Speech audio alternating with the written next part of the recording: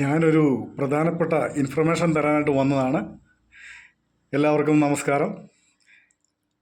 അപ്പം അത് സ്കൂളിലെ ടീച്ചേഴ്സ്, നമ്മുടെ മാതാപിതാക്കന്മാർ, കുട്ടികൾ എല്ലാവരും ഇത് വ്യക്തമായിട്ട് അറിഞ്ഞിരിക്കണം. കാരണം വെച്ച് കഴിഞ്ഞാൽ നമ്മൾ റോഡിലേക്ക് ഇറങ്ങുമ്പോൾ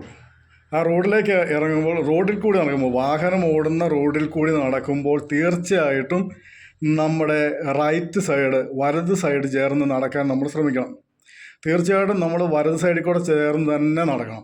അതിന് ഒരു മാറ്റം ഉണ്ടാകരുത്.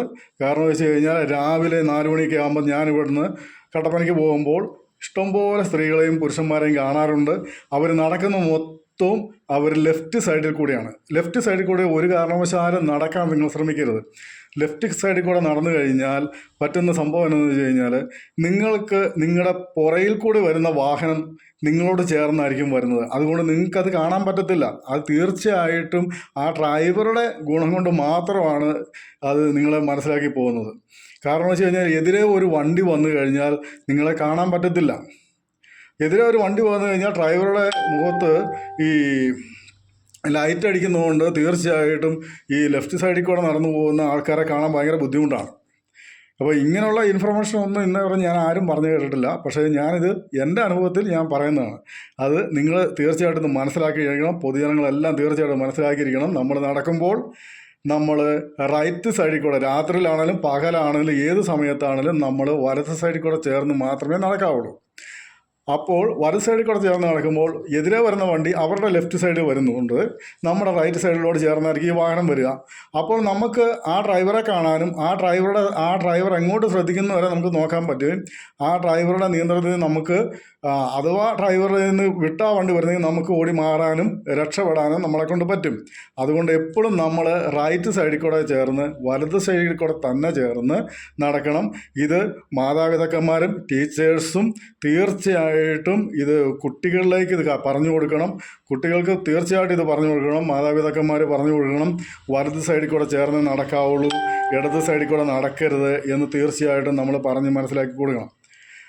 രണ്ടാമത്തെ കാര്യം എന്ന് പറഞ്ഞു കഴിഞ്ഞാൽ, മക്കളെ നമ്മൾ വളർത്തുമ്പോൾ നമ്മളാണെങ്കിലും നമുക്ക് സ്വന്തമായിട്ടുള്ള കാര്യങ്ങളാണെങ്കിലും നമ്മളത് തീർച്ചയായിട്ടും അവർക്ക് റൈറ്റ് ലെഫ്റ്റ് സൈഡുകൾ നമ്മൾ പറഞ്ഞ് മനസ്സിലാക്കി കൊടുക്കുക.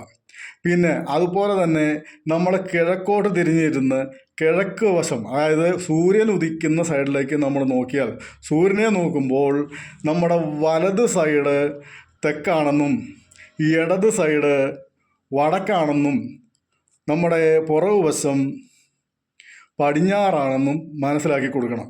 അതായത് ദിക്കുകളും നമ്മൾ തീർച്ചയായിട്ടും എല്ലാ ആൾക്കാർക്കും, അതായത് വലിയവർക്ക് പോലും എല്ലാ ദിക്കുകളും അറിയാൻ മേലാത്ത ഒരു സിറ്റുവേഷൻ എനിക്ക് കാണപ്പെടുന്നുണ്ട്.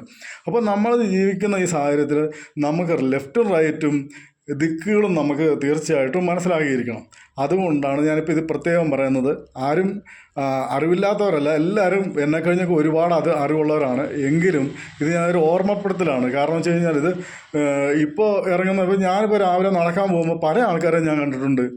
അവരുടെ ലെഫ്റ്റ് സൈഡ് ചേർന്ന കൂടുതലും വാഹനം ഓടിച്ച് ശീലമുള്ളവർ രാവിലെ നടക്കാൻ ഇറങ്ങിക്കഴിഞ്ഞാൽ അവർ ലെഫ്റ്റ് സൈഡ് ചേർന്നേ നടക്കുകയുള്ളൂ.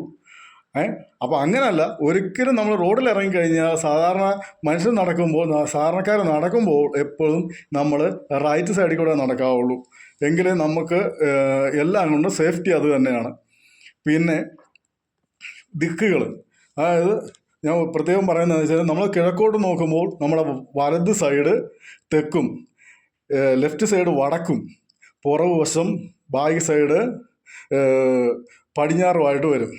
അങ്ങനെ അതും കൂടെ എല്ലാവരും പറഞ്ഞ് മനസ്സിലാക്കി കൊടുക്കണം. അത് സ്കൂൾ കുട്ടികളെ, ടീച്ചേഴ്സ് ഇതൊക്കെ പ്രത്യേകം പറയുന്നത്. നമ്മൾ വലിയ വലിയ കാര്യങ്ങൾ പിള്ളേരെ പറഞ്ഞ് മനസ്സിലാക്കുമ്പോൾ, ഇൻ്റർനെറ്റും കാര്യങ്ങളൊക്കെ പറഞ്ഞ് മനസ്സിലാക്കുമ്പോൾ നമ്മുടെ അടിസ്ഥാനപരമായ ചില കാര്യങ്ങൾ നമ്മൾ പറഞ്ഞ് മനസ്സിലാക്കാൻ മറന്നു പോകുന്നതാണോ എന്ന് അറിയത്തില്ല.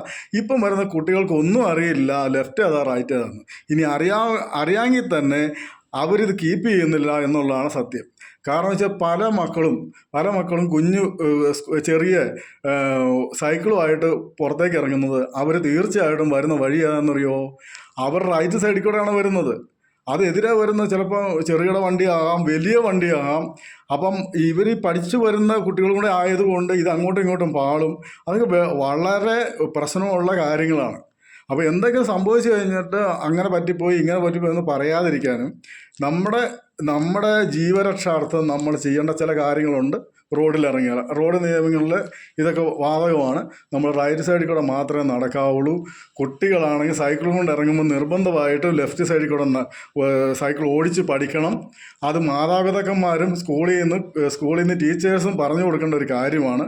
ഇതിപ്പോൾ ഞാൻ ഇങ്ങനെ ഒരു വീഡിയോ ചെയ്യാൻ കാരണം എന്ന് വെച്ച് കഴിഞ്ഞാൽ എനിക്കൊരു സംശയം, ഇത് സ്കൂളുകളിൽ പറഞ്ഞു കൊടുക്കുന്നില്ലയോ എന്നൊരു സംശയം. അപ്പം ഞാൻ ഒരു സ്കൂളിൽ ചെന്ന് പറഞ്ഞു കൊടുത്തിട്ട് കാര്യമില്ല. അതിപ്പോൾ നല്ലത് ഇങ്ങനെ യൂട്യൂബിൽ ഒരു വീഡിയോ ഇടുവാണെങ്കിൽ നല്ലതെന്ന് എനിക്ക് തോന്നി. അതുകൊണ്ടാണ്.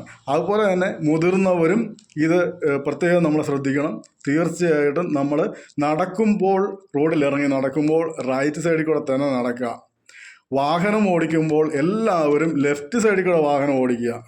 ഇതൊക്കെ നമ്മുടെ സുരക്ഷയ്ക്ക് വേണ്ടിയാണ്. അതുപോലെ തന്നെ ഒരു ബസ് നമ്മളെവിടെയെങ്കിലും പോയി ഒരു ടൗണിൽ കൊണ്ട് ബസ് നിർത്തി, അല്ല സാധാരണ ബസ് സ്റ്റോപ്പുകളിലാണ് ഏറ്റവും പ്രശ്നം. സാധാരണ ഒരു ബസ് സ്റ്റോപ്പുകളിൽ നമ്മൾ ഒരു ബസ് നിർത്തി കഴിഞ്ഞാൽ ആ ബസ് നിർത്തി അവിടെ ആൾക്കാർ ഇറങ്ങി പോയതിന് ശേഷം, ബസ് പോയതിന് ശേഷം മാത്രമേ നമ്മൾ ആ വഴിക്ക് ക്രോസ് ചെയ്യാൻ പാടുള്ളൂ. അല്ലാതെ ഫ്രണ്ടിൽ കൂടെയോ ബാഗുകൾ കൂടെയോ ക്രോസ് ചെയ്താൽ, ഫ്രണ്ടിൽ കൂടെ ക്രോസ് ചെയ്താൽ ചിലപ്പോൾ ഇരിക്കുന്ന ബസ് ഡ്രൈവർക്ക് ഇത് കാണാൻ മറന്നു വരും. അപ്പോൾ അതുകൊണ്ടും അപകടം ഉണ്ടാകാം. അതുകൊണ്ട് ഒരു കാരണവശാലും ബസ് നിർത്തിക്കഴിഞ്ഞ് ആൾക്കാർ ഇറങ്ങിയതിന് ശേഷം, ബസ് പോയതിന് ശേഷം 2 സൈഡിലേക്ക് നോക്കിയതിന് ശേഷം മാത്രമേ റോഡിന് ക്രോസ് ചെയ്യാവുള്ളൂ. അതുപോലെ തന്നെ സ്കൂൾ കുട്ടികളെ കൊണ്ട് വരുന്ന വാഹനങ്ങളിലുള്ള ടീച്ചേഴ്സ് ആയിരിക്കാം ചിലപ്പം റോഡ് ക്രോസ് ചെയ്യാവുന്നത്. അവർ ഈ ചില അപ്പുറം ഇപ്പുറം നോക്കിയിട്ട് എന്ത് ചെയ്യുമെന്ന് വെച്ച് കഴിഞ്ഞാൽ ബസ്സിൻ്റെ ആ സൈഡിൽ വന്ന് നിൽക്കും. സൈഡിൽ നിന്നിട്ട് നിങ്ങൾ പൊക്കോ മക്കളെന്ന് പറയും. അങ്ങനെ പറഞ്ഞ് വിടരുത്. നിങ്ങൾ ആ കുട്ടികളുടെ കയ്യെ പിടിച്ചുകൊണ്ട് നിങ്ങൾ ആ വണ്ടിക്ക് ക്രോസ് ചെയ്തിട്ട് കൊണ്ട് നിർത്തണം. അതുപോലെ തന്നെ നിങ്ങൾ ഈ ബസ് കൊണ്ട് നിർത്തിയ ഉടനെ അതിൻ്റെ കീഴോക്കൂടെ കയറി നിങ്ങൾ അപ്പുറം പോകാൻ ശ്രമിക്കരുത്. കാരണം ഒരു സ്കൂൾ ബസ്സാണ് നിൽക്കുന്നതെന്ന് ഓർത്ത് ചിലപ്പോൾ എതിരെ വരുന്ന വണ്ടികൾക്ക് പതുക്കെ ആയിരിക്കാം വരുന്നത്. പക്ഷെ അത് നിങ്ങളുടെ കണ്ണിൽ പെടണമെന്നില്ല. അതുകൊണ്ട് ഒരു ബസ് കൊണ്ട് നിർത്തിയാൽ ഒരു ബസ്സകല ദൂരമെങ്കിലും തീർച്ചയായിട്ടും നിങ്ങൾ തീർച്ചയായിട്ടും വാഹനം തീർച്ചയായിട്ടും അകലം പോയിട്ട് വേണം നിങ്ങൾ കുട്ടികളെയും കൊണ്ട് അപ്പുറം പോകാൻ, റോഡ് ക്രോസ് ചെയ്യാൻ. അതുപോലെ തന്നെ സ്കൂളിലെ കുട്ടികളെ സ്കൂൾ കുട്ടികളെ കൊണ്ട് വരുന്ന വാഹനങ്ങൾ നമ്മൾ ആ ഒരു വാഹനം കൊണ്ട് നിർത്തി കഴിഞ്ഞിട്ട് കടത്തി വിടണം. ഒരു വാഹനത്തിൽ നിന്ന് അപ്പുറത്തേക്ക് ഈ പിള്ളേരെ കടത്തി വിടണം എന്നുണ്ടെങ്കിൽ നമ്മൾ തീർച്ചയായിട്ടും ഒരു ബസ്സിൻ്റെയും കൂടെ അകലത്തിൽ നമ്മൾ മാറി ചെന്നിട്ട് വേണം, 2 സൈഡും നോക്കിയിട്ട് വേണം നമ്മൾ ഈ മക്കളെ അപ്പുറം റോഡ് ക്രോസ് ചെയ്ത് വിടാവുള്ളൂ. പരമാവധി റോഡ് ക്രോസ് ചെയ്യുന്ന രീതിയിൽ വാഹനങ്ങൾ കൊണ്ട് നിർത്തിയിട്ട് കുട്ടികളെ ഇറക്കി വിടാതിരിക്കാൻ നോക്കുക. അതാണ് ഏറ്റവും കൂടുതൽ സേഫ്റ്റി ഉള്ളത്. അപ്പോൾ ഞാൻ പറയുന്നത്, ഇനിയിപ്പോൾ അങ്ങനെ ചിലപ്പോൾ ചിലയിടത്ത് പറ്റിയെന്ന് വരത്തില്ല. അതുകൊണ്ട് ഒരു ബസ് കൊണ്ട് നിർത്തിക്കഴിഞ്ഞാൽ ആ ബസ്സിൽ നിന്ന് ഒരു ബസ്സെങ്കിയുടെ അകലം വെച്ച്, അതായത് 1-2 ബസ്സിൻ്റെ അകലം വെച്ച് നിങ്ങൾ ഇച്ചിരി മുന്നോട്ട് നടക്കുക, അല്ലെ പുറകോട്ട് നടക്കുകയോ ചെയ്തതിന് ശേഷം ഈ കുട്ടികളെ അവിടെ നിന്ന് നോക്കണം. 2 സൈഡിൽ നിന്നും വണ്ടി വരുന്നില്ല എന്നുണ്ടെങ്കിൽ ഉറപ്പ് വരുത്തിയതിന് ശേഷം മാത്രമേ ഈ കുട്ടികളെ ക്രോസ് ചെയ്ത് നമ്മൾ കൈ പിടിച്ച് അപ്പുറം ക്രോസ് ചെയ്ത് വിട്ടതിന് ശേഷം നമ്മളും സേഫ്റ്റി ആയിട്ട് നോക്കിയതിന് ശേഷം വേണം നമ്മൾ വരാൻ.